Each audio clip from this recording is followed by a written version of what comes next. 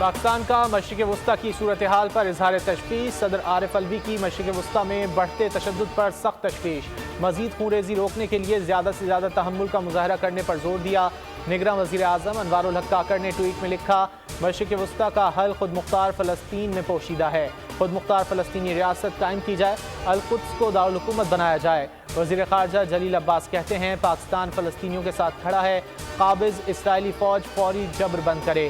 Tweet میں لکھا، خود مختار ریاست فلسطین کا قیام ضروری ہے، عالمی برادری تنازعات کے خاتمے کے لیے اقدامات کرے، دیرپا امن کے لیے فوری مداخلت کرے۔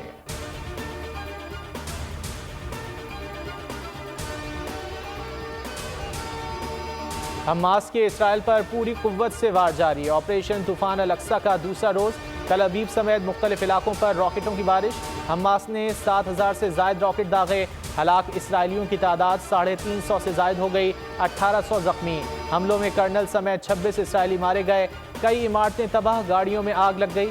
جنوبی اسرائیل میں مجاہدین اور اسرائیلی فوج میں جنگ جاری، اسرائیلی چوکیوں اور فوجی گاڑیوں پر قبضہ، جنرل سمیت درجنوں اسرائیلی فوجیوں کو قیدی بنا لیا۔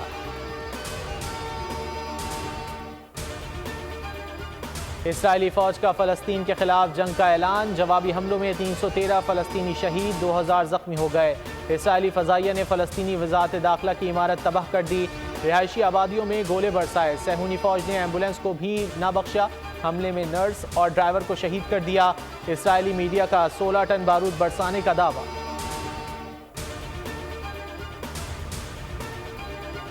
اسرائیل کا فلسطین کے بعد لبنان پر حملہ، حماس کے حملے کے بعد اسرائیل نے لبنان کو بھی نشانہ بنایا۔ غیر ملکی میڈیا کے مطابق اسرائیلی فوج نے لبنان کے سرحدی علاقے پر گولے برسائے۔ اسرائیل نے دعویٰ کیا، لبنان کی سرحد پار سے مارٹر گولے فائر ہونے کے بعد اہداف کو نشانہ بنایا۔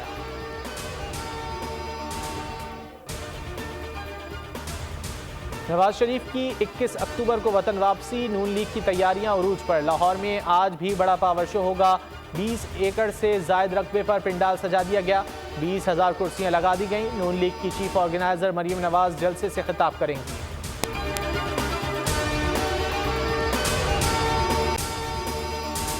اگر آپ کو یہ ویڈیو پسند آئے تو لائک پر کلک کریں، سبسکرائب کریں اور بیل دبائیں تاکہ کوئی خبر رہ نہ جائے۔